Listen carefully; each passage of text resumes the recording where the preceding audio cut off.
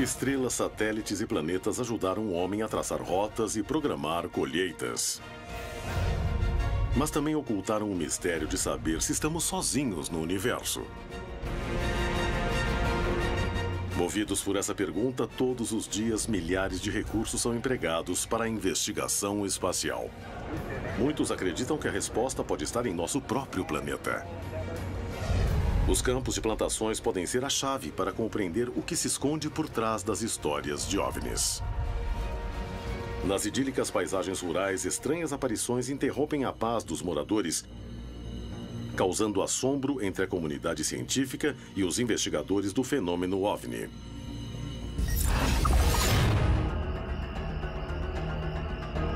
Em Buenos Aires, na Argentina, 7 investigadores estavam no campo estudando uma série de marcas no solo, quando o lugar foi invadido por objetos luminosos que pareciam interagir com eles. Havia alguma relação entre as marcas e as luzes? Em Serra da Beleza, no Rio de Janeiro, Brasil, 2 homens viajam em direção a um estranho fenômeno. O que esse objeto fazia no meio do campo? Na região de Tlapalanoia, no México, surgiram 3 formas estranhas e complexas no solo. Um investigador resolve conhecer toda a verdade e utiliza métodos inovadores para descartar que foram feitas por humanos.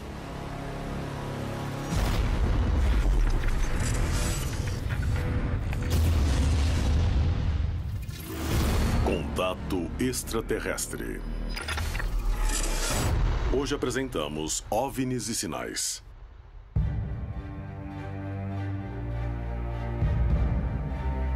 Para muitos, a presença extraterrestre ou de inteligências superiores ocorre há milhares de anos. Para outros, teve início em 1947. Seja como for, após mais de 70 anos, a pergunta que todos fazem é: o que querem?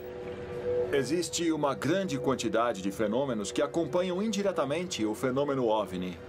Mas nós não sabemos se tem relação ou não com o fenômeno OVNI. Muitos investigadores e pesquisadores acreditam que esses OVNIs, os que realmente são extraterrestres ou alienígenas, nos deixam mensagens.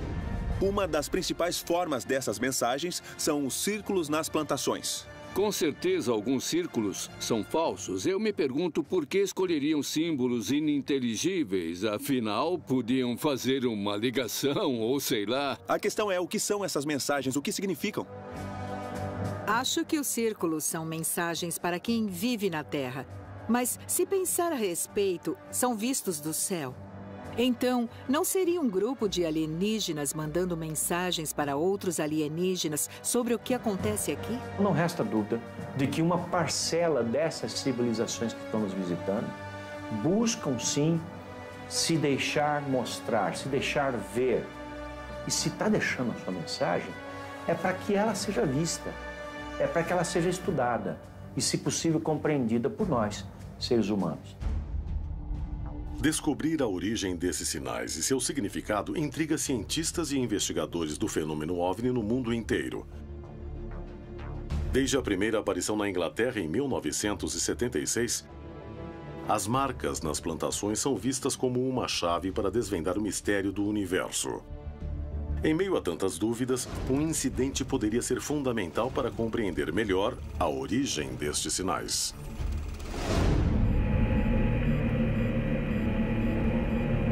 No dia 4 de março de 1986, 7 investigadores foram para a província de Buenos Aires, na Argentina, para estudar de perto uma série de fenômenos OVNI. A noite de vigília acabou sendo muito diferente do que tinham planejado. Em 4 de março de 86, foi mais um de tantos dias que íamos investigar no campo para ver alguma coisa.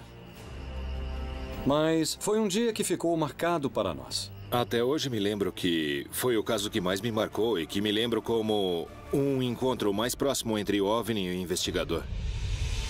Luiz Burgo era um membro da FAO, um grupo de investigação do fenômeno OVNI que estudava uma série de relatos de luzes e marcas no solo. Seus mais de 15 anos de formação não o tinham preparado para imaginar o que ele e o restante do grupo estavam prestes a testemunhar.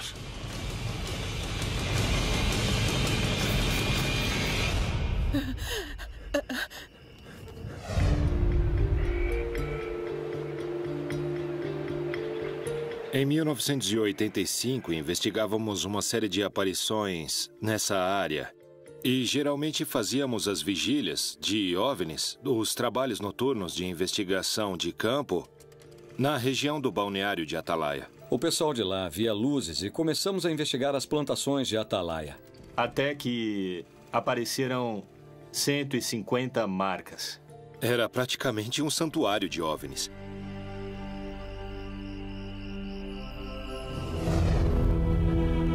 O grupo se reuniu no local combinado, no começo da estrada que chegava à plantação, onde haviam encontrado marcas no solo, cuja origem buscavam determinar.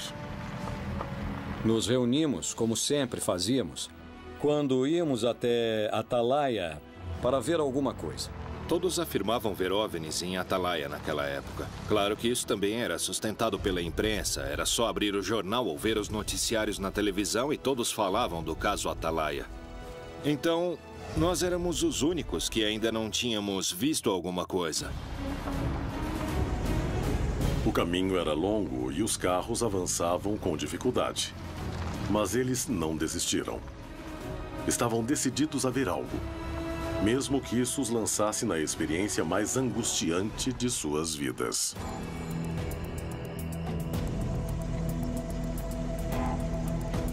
Nós fomos olhando e falando do fenômeno, querendo ver alguma coisa. Estávamos conversando normalmente, sem imaginar o que iria acontecer.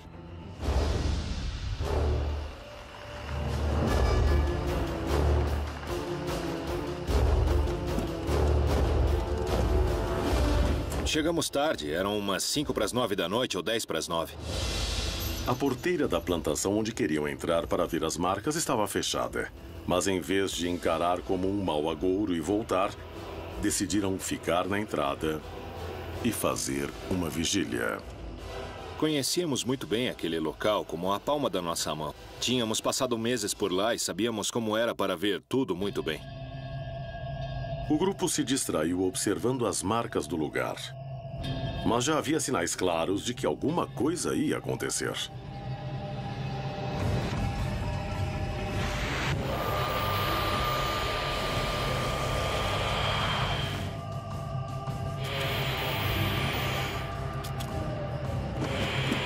Logo que descemos dos carros, o Fernando falou: "Olhem aquilo."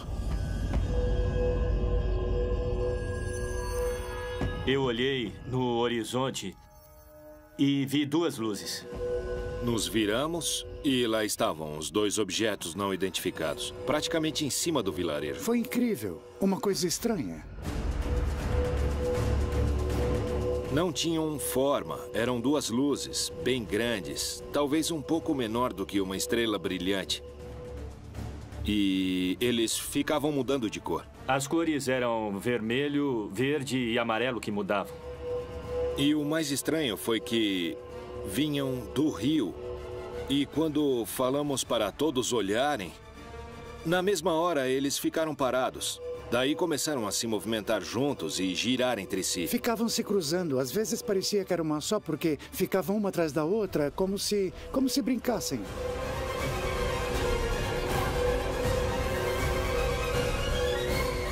Foi um show de luzes que nunca pensei que aconteceria, que fosse ver. Eu queria que chegassem perto, porque eu não estava com medo. Então teve uma hora que eu falei para mim mesmo: nunca pensei que ia ver isso.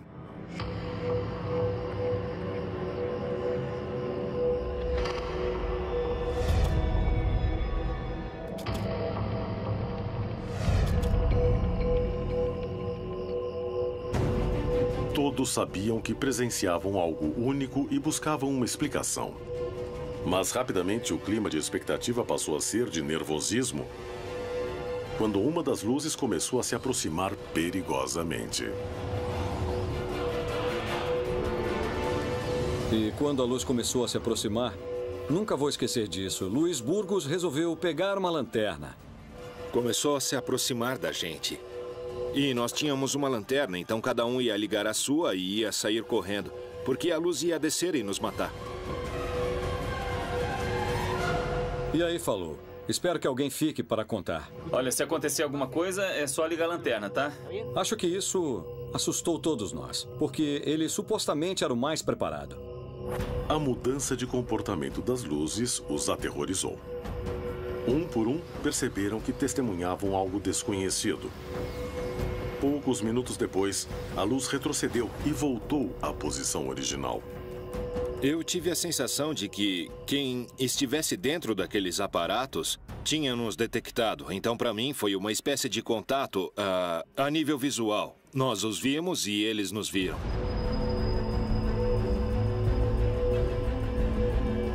As duas luzes avançavam e cada vez mais ficavam sobre nós. Eu ouvi o Burgos dizendo, se vierem, cada um corre para um lado diferente. Sem saber da origem e das intenções das luzes, uma pessoa do grupo decidiu ligar o carro em que haviam chegado.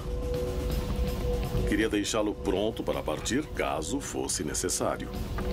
Mas suas ações teriam repercussões inesperadas.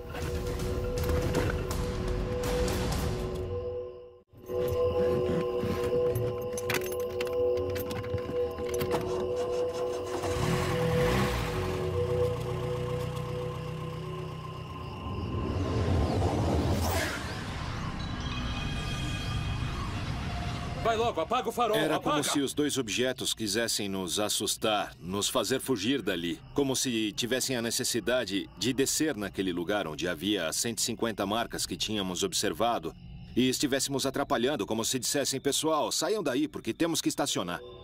Ficaram em cima de nós. E atrás tinha umas 150 marcas. Burgos disse, olha, se eles querem descer, eu não acho que vão se importar se estamos aqui ou se tem vacas. Eles vão descer e pronto. Depois de vários minutos, quando parecia que as luzes iam aterrissar em frente a seus olhos, de repente começaram a subir, se distanciando do lugar. Alguns acharam que o pior já tinha passado, mas estavam apenas começando a vivenciar algo ainda mais misterioso. Eu continuei olhando as duas esferas menores. E aquelas duas esferas que estavam brincando começaram a subir e sumiram.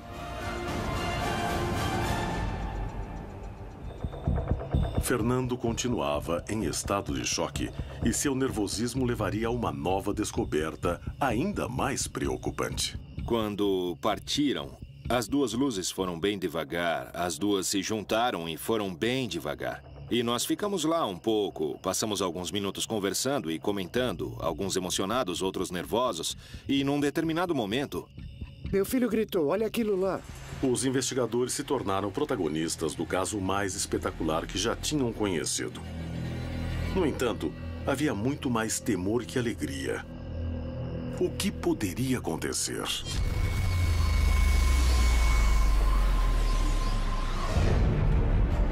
As histórias que envolvem supostos sinais se repetem por toda a região. Mas poucos casos despertam tanta curiosidade e fascinação como as marcas que aparecem da noite para o dia nas plantações.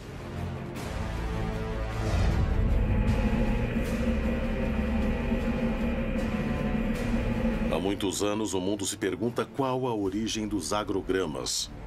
Os céticos garantem que são produzidos pelo homem. Mas quem acredita diz que são feitos por uma tecnologia que não pertence à humanidade. É hora de investigar qual é a verdade por trás desses sinais perturbadores. Na última década, esse tipo de marca tem aparecido em plantações da América Latina. Em Tlapanaloya, no estado do México, os agrogramas começaram a surgir em 2011. Estava no campo andando pela plantação e encontrei as figuras. Muito bem feitas. E não havia pegadas. Tinha aparecido um círculo na plantação de aveia. E daí eu pensei, quem é que veio até aqui para estragar a minha plantação? A aveia estava dobrada, mas não estava quebrada. Começamos a procurar, por curiosidade, se havia alguma pegada, algum rastro. Quem poderia ter feito aquilo? E por quê? Mas no final não encontramos nada. Johanan Dias e Carlos Clemente, 2 jornalistas e investigadores do fenômeno OVNI, se reúnem para buscar uma explicação para as marcas nas plantações. Aqui no México, esse fenômeno começou a aparecer a partir de março de 2011. E no começo, estas formações eram simplesmente círculos. E logo chamou muito a atenção porque era um fenômeno apenas observado na Europa. E depois, em 23 de novembro de 2011, foi quando apareceu essa grande estrela que a gente está vendo, repetindo as mesmas características da anterior. A planta não estava morta. A planta estava dobrada, mas com vida. E continuava crescendo. Era como se a aveia fosse penteada e também entrelaçada. Um ano depois, surgiu então um grande círculo que era rodeado de 16 triângulos. E o pessoal começou a se acostumar com esse tipo de fenômeno. Um dos elementos que mais chama a atenção nesse tipo de marcas é que as testemunhas dizem que aparecem de um dia para o outro, em absoluto silêncio. E que nas noites anteriores, muitos veem luzes estranhas na região dos agrogramas.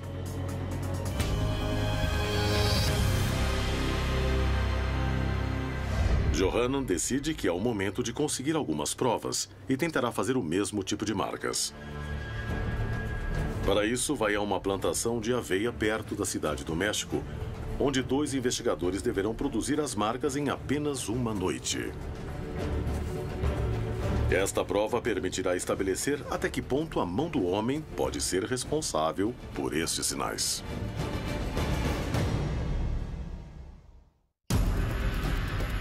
Na Argentina, um grupo de especialistas foi investigar um local com uma grande quantidade de marcas no solo quando foram cercados por luzes estranhas. Em Tlapaloloya, no México, o jornalista Johanan Dias tentará recriar um agrograma para comparar com outros que aparecem na região. Ele conseguirá encontrar a verdade? Em Serra da Beleza, no Brasil, um homem viajava sozinho por uma estrada quando se deparou com um objeto que mudou sua vida para sempre.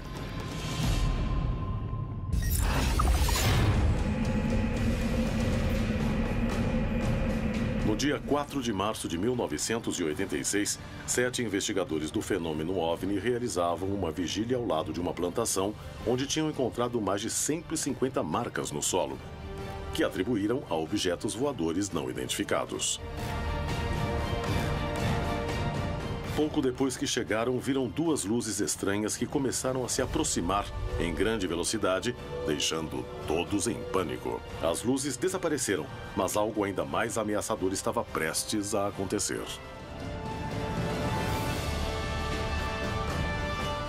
E apareceu uma luz forte. Ela era 10 vezes maior que as outras 2 luzes. Chamou muita atenção porque não subia nem descia, acendeu no mesmo lugar. Estava parada e acendeu uma luz, do tamanho de uma lua cheia.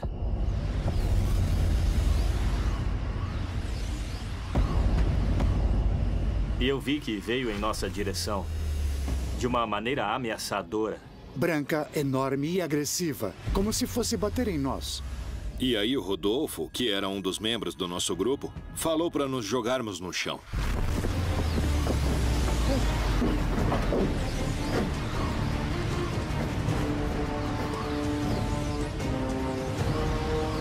Veio com tudo na nossa direção. Ia pegar todo mundo. Não tinha saída. Todo mundo foi para debaixo dos carros e eu não. Eu queria que chegasse perto. Achei que fosse nos queimar. Me joguei no chão apavorado, achando que íamos desaparecer.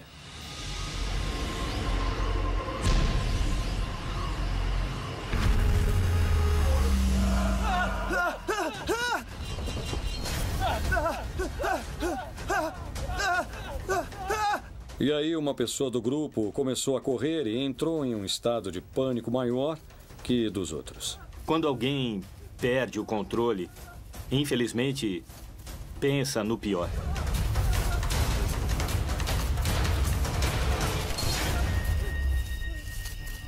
Enquanto Ana tentava acalmar Fernando, Avelino tentava tirar uma foto do que via. Era a foto mais difícil de sua vida. Foquei a câmera e quando ia apertar o botão, apagou. Eu ouvi Burgos falando, isso fez a luz apagar. E era verdade. Foram menos de 5 minutos. E o fenômeno chegou ao fim. A primeira coisa que Burgos falou foi, você perdeu a foto. E o que é que eu podia fazer? Não deu tempo. Não deu tempo. E apagou. Assim como apareceu, se apagou. Depois que a luz desapareceu, o grupo se reuniu novamente. Tentavam entender o que tinha acontecido. Chegamos à conclusão de que, quando chegamos lá naquela noite, o objeto já devia estar ali. Vai saber há quanto tempo. Quero dizer, não desceu nem subiu, ele apareceu e acendeu. A luz havia desaparecido, mas pensaram na hipótese do objeto estar camuflado. E Avelino tirou uma foto, mesmo sem ver nada no céu. Quando revelei as fotos, no lugar da luz, apareceu uma esfera escura, que estava lá, mas ninguém viu. Isso nos deu a ideia de que, quando apagou a luz, o objeto se aproximou do grupo. Então nós ficamos a uma distância muito pequena, porque seria impossível ter captado o objeto, ainda mais com a escuridão da noite. Eu senti um medo do desconhecido. Achava que estava preparado, buscava isso. Mas quando apareceu, na verdade, eu não estava preparado. Depois dessa experiência, eu sempre olho para cima. Você começa a considerar algumas coisas depois. Se estavam tripulados, se havia alguém, por que veio para cima de nós? Um monte de perguntas que, depois, com o tempo, ficam na sua cabeça até o dia em que você morrer. A noite de 4 de março de 1986 ainda guarda mistérios que os investigadores não puderam resolver. Os acontecimentos dessa noite provam que estamos diante da presença de seres de outros planetas ou se trata de eventos explicáveis. Havia uma relação entre as quase 200 marcas que apareceram no solo e as luzes que apareceram naquela noite? O caso que ocorreu em Atalaia não é o único da região em que testemunhas encontraram marcas estranhas na Terra. O fenômeno dos agrogramas apareceu na Inglaterra em 1976. Desde então, essas estranhas marcas despertam o fascínio da população e intrigam a comunidade científica, que ainda discute quem as fez, com que finalidade, qual o significado. Poderiam ser produzidas figuras geométricas que nós, a distribuição espacial das figuras, seja qual forem os signos que retratam o significado deles. Quem os faz tem uma mentalidade e uma cosmovisão muito parecida com a nossa. Até onde é possível serem feitas pelo homem? Seriam algum tipo de mensagem? Eu não sei se há uma mensagem para a raça humana de extraterrestres. Eles são provocados por uma inteligência. Essa inteligência está deixando ali a sua marca, a sua pegada, o seu sinal.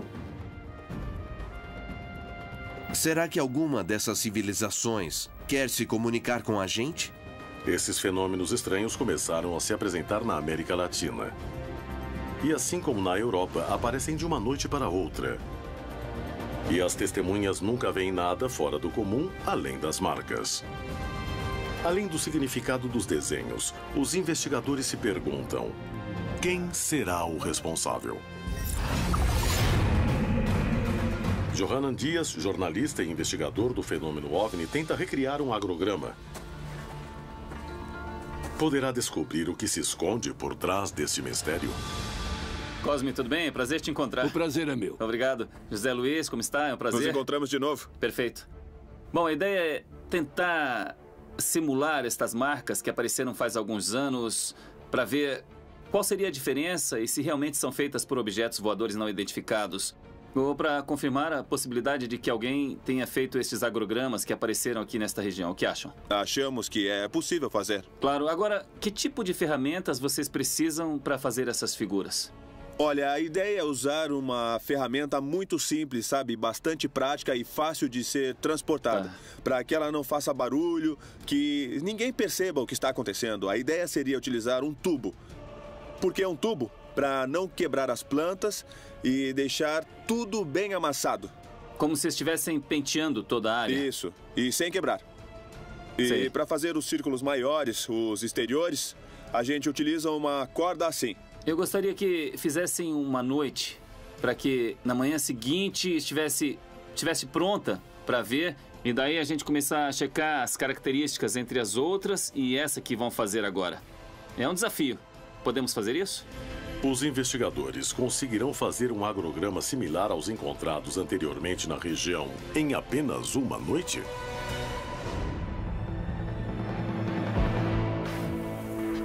Os dois investigadores trabalham durante a noite.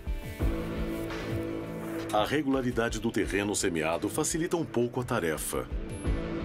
No entanto, a falta de luz e ferramentas que fazem barulho são uma limitação que os prejudica.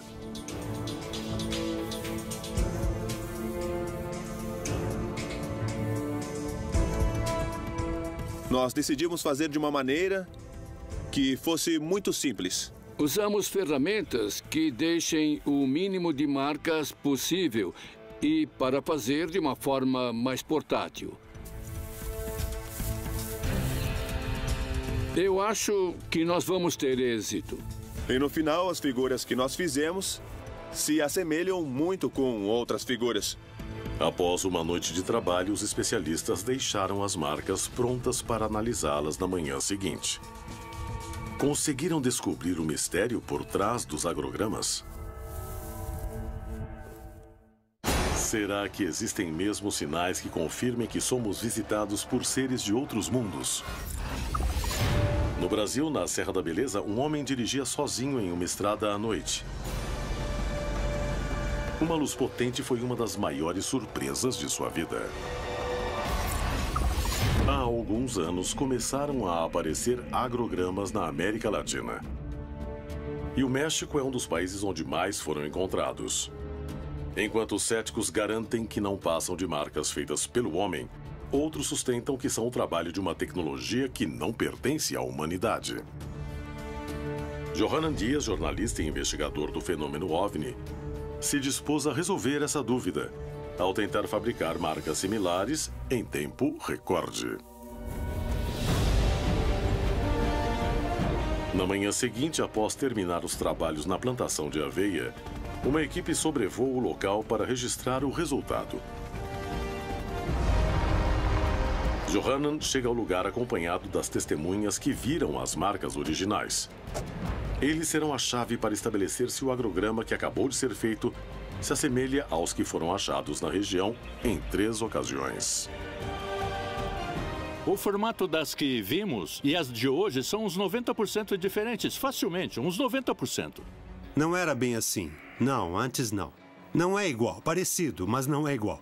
Não parece com o jeito que estava quando encontramos, sem deixar marcas. E aqui tem marcas e também são quebradas. Não sabemos quem fez, por que fez e continuamos na mesma. As testemunhas acreditam que as marcas não se parecem. As plantas não estão dobradas, mas sim quebradas. Essa opinião é muito valiosa para a investigação de Dias. Johanan Dias encontra o jornalista e investigador Carlos Clemente para analisar as imagens aéreas do agrograma. E chegam a conclusões reveladoras. Parece perfeito. Quer dizer, não tem nenhuma... não tem nenhuma diferença com os que apareceram antes na região. Na verdade, não há nenhuma diferença, porque de cima parecem praticamente iguais, né? Iguais, sim. Inclusive com muita simetria, não estão mal feitos. Isso vendo de cima. Mas quando eu fui ver de perto, não tem nada a ver. Tudo que foi amassado quebrou? Sim. Tudo? Tudo. Então a gente viu que as plantas quebraram. Também vimos marcas no terreno. E são figuras muito simples. É um círculo, ou seja, tem um centro e o círculo sai do centro, nada mais que isso. E outra coisa que as testemunhas disseram foi que em algumas das fotografias que fizeram, apareceram algumas esferas.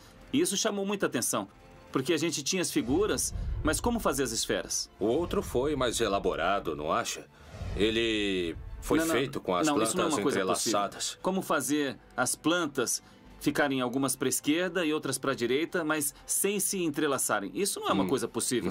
Mas eu acho que este desafio funcionou muito porque a gente conheceu mais sobre os agrogramas que realmente apareceram e os agrogramas que não tem nada a ver com esses objetos voadores. Agora tem um parâmetro para saber quando é feito por pessoas e quando não tem uma explicação, não é? Exatamente. Eu acho que deu muito certo e isso vai ajudar bastante. Johanan Dias conseguiu provar que a mão do homem é capaz de fazer este tipo de agrograma em pouco tempo e sem chamar muita atenção dos vizinhos.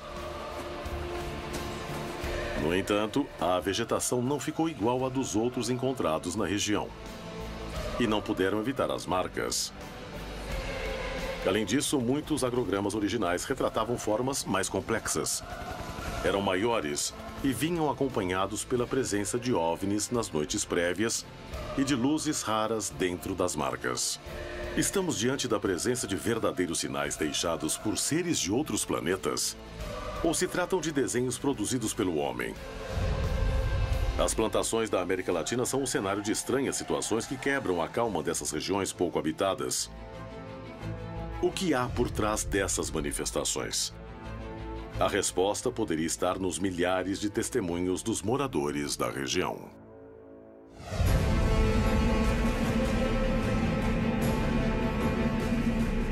Em uma noite fria de 1988, na Serra da Beleza, no Rio de Janeiro, Brasil, Alexandre dirigia totalmente sozinho por uma estrada quando teve uma experiência que o marcaria para sempre. Alexandre trabalhava em Santa Isabel e todos os dias voltava para a cidade vizinha de Conservatória, onde vivia. No entanto, ele não sabia que essa viagem estava prestes a se tornar algo que fugia totalmente de sua rotina. Eu era bancário na época. Numa sexta-feira eu fiquei até mais tarde no banco e vim embora nessa sexta-feira por volta de 10h30 da noite, 10h30 da noite. Alexandre seguia sozinho pela aparente tranquilidade da noite. Vinha escutando música no carro normal, o rádio ligado.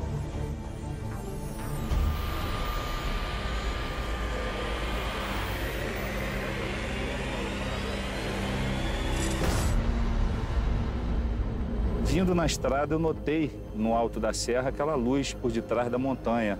É a Serra do Cavalo Russo, uma montanha de pedra e que essa montanha parecia ser a lua por detrás da montanha. A lua surgindo, né? Em vez de parar o carro, Alexandre abandonou o bom senso e começou a avançar até ficar frente a frente com a luz estranha. Quando eu cheguei na curva, eu notei que a lua não surgia por detrás da montanha. Então, fiquei olhando aquilo e parei o jipe. Era só como se fosse uma luz fluorescente, em cima da montanha. Até então, eu não tinha certeza do que era.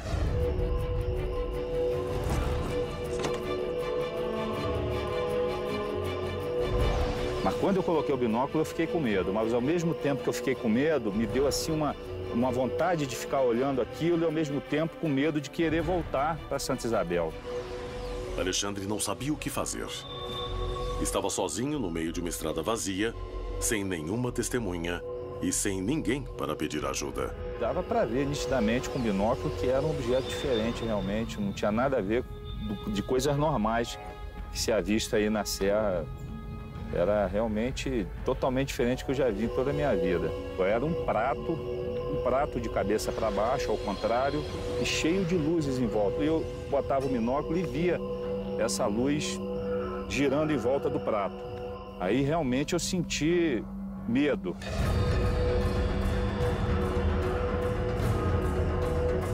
Fiquei observando o prato por volta de uns 15 minutos. Aí que me deu a vontade de realmente chamar outra pessoa para poder ver junto comigo o objeto. Alexandre conseguiu sair do estado de comoção em que se encontrava e tomou uma decisão.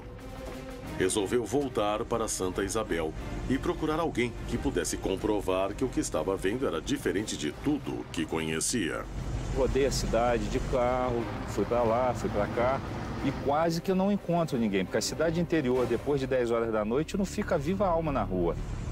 Quando eu já estava realmente quase desistindo, que eu fiz o retorno na rodoviária e comecei a subir para voltar para cá, aí que eu vi a igrejinha aberta assim, vi que tinha um velório lá e tal, desci do carro, fui lá dentro para ver se eu encontrava alguém conhecido.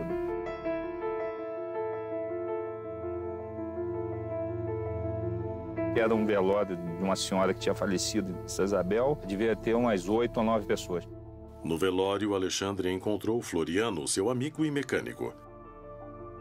Sem hesitar, foi até ele para conversar sobre o que havia acontecido. Ninguém percebeu como eu falei com o Floriano. Eu não cheguei gritando dentro do velório, não cheguei gesticulando, falando, ó, eu vi a luz, para não assustar as outras pessoas, né? Porque ninguém falou, vamos lá ver o disco voador. Finalmente, Alexandre tinha encontrado alguém conhecido, mas não sabia se Floriano ia querer acompanhá-lo. Eu disse, Floriano, por favor, vamos, o senhor quer ver a luz que aparece lá na serra? Eu falei, poxa, eu moro aqui há 50 anos, nunca vi. Poxa, vamos lá agora, Alexandre. O seu Floriano ficou impressionado e ansioso também para poder avistar o objeto. E fomos conversando, e ele foi, será que é verdade mesmo? Eu falei, vamos lá para o senhor ver, se estiver lá, o senhor vai ver o que eu estou vendo.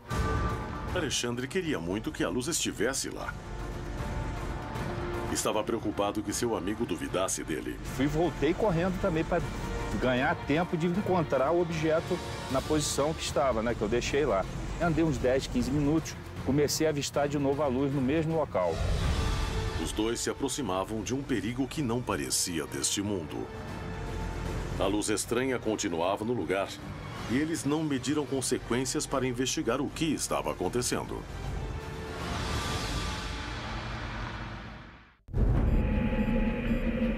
Alexandre dirigia sozinho por uma estrada vazia. Assim que viu algo que descreveu como um prato voador, decidiu voltar à cidade para procurar alguém para acompanhá-lo.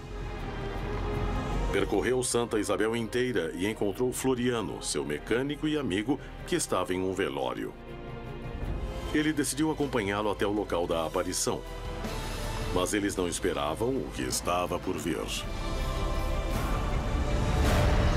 Quando eu cheguei no ponto de melhor visão mesmo, nós viemos já pela estrada e já deu para avistar alguma coisa, mas não dava para pegar o binóculo e ficar olhando com o carro em movimento, né? Ele já olhou e já ficou meio assustado. Regalou o olho desse tamanho e falou, mas não é verdade mesmo? Caramba, que isso, cara? Peraí, deixa eu ver.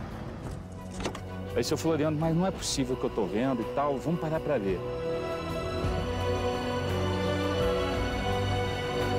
Quando paramos, é aqui que eu parei, melhor ponto de visão.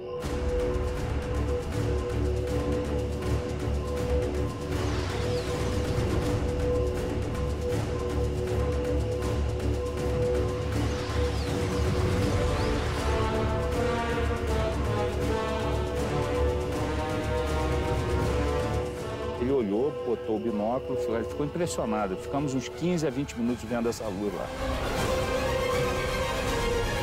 Nós notamos que o objeto não modificava mesmo, ele ficou parado, estático, e aquelas luzes girando. Nós ficamos nisso daí uns 20 a 30 minutos, meia hora, mais ou menos. Aí eu falei, sabe da coisa, vamos embora, vamos deixar isso para lá. O que adianta? O que nós vamos fazer? Nós vamos chegar próximo demais, não vai levar a nada também. Não tem como documentar isso. O tempo passava, o objeto continuava lá. E Alexandre tomou uma decisão baseado no que sentia. Daqui para frente eu não vou mais, Floriano, porque eu já estou com medo, não estou me sentindo bem, sei lá, me assustou. Aí o Floriano, faz o seguinte, então, vamos embora para Santa Isabel e lá você não vai voltar mais hoje para a conservatória, porque é perigoso, sim, a gente não sabe o que isso pode fazer. O temor que Alexandre sentiu foi tão grande que ele seguiu o conselho do amigo e resolveu não voltar para casa naquela noite. A experiência foi tão forte que não apenas decidiu não voltar sozinho, mas também mudou sua vida para sempre. Sim, privilegiados realmente de ter visto isso. Hoje em dia eu tenho uma outra concepção mesmo de disco voador, o que é realmente o disco voador, né? O OVNI. E se você observar, você vai ver sim alguma coisa diferente, se as pessoas passarem a observar melhor, né? Ao redor. As vastas terras pouco povoadas do território latino-americano guardam milhares de experiências como a de Alexandre e Floriano. Testemunhas privilegiadas e casuais de eventos que a ciência não consegue explicar. Quantos eventos ainda mais estranhos podem estar ocorrendo no continente, diante da solidão da noite? Plantações marcadas da noite para o dia. Figuras complexas. Dúvidas na comunidade científica, testemunhos que narram a presença de luzes. Mas qual é seu significado? Qual sua importância? E, acima de tudo, qual é sua origem? Os agrogramas são figuras misteriosas que costumam aparecer nas plantações. Eu não me atreveria a afirmar como são feitos e nem posso afirmar que são obras de seres de outros mundos. Para mim, são simplesmente um enigma. Não se tem ainda absoluta certeza de que esses crop circles tenham uma associação direta com UFOs. Muito embora, no aparecimento destes círculos, se tem relato de que pessoas têm observado UFOs no céu. Todas as culturas do mundo, em diferentes etapas, quiseram se comunicar com os deuses. Agora, com as evidências encontradas em plantações, pode parecer que são os deuses que querem se comunicar conosco. Digo isso no sentido metafórico. Acredito que este é o problema da busca incessante de saber quem somos e o que queremos. Na minha visão, se existe comunicação entre duas civilizações, a primeira coisa que precisa ser feita é ensinar um alfabeto.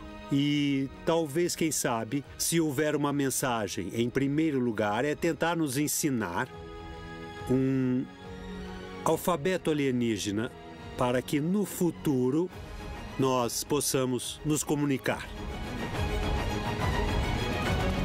Decifrá-los, tentar entender o que eles significam, talvez seja tentar decifrar a mensagem de um grupo de civilizações que há muito tempo nos observa. Os agrogramas são um dos maiores enigmas que cercam o fenômeno OVNI. Estabelecer sua origem e significado desafia a comunidade científica. Estamos diante de marcas feitas por seres de outro planeta? Descobrir a verdade por trás das histórias de OVNIs pode ser a prova que nos permite estabelecer se estamos sozinhos ou não no universo. Algum dia o homem poderá dar uma resposta a esse mistério? Quantos eventos ainda mais estranhos podem estar ocorrendo no continente diante da solidão da noite?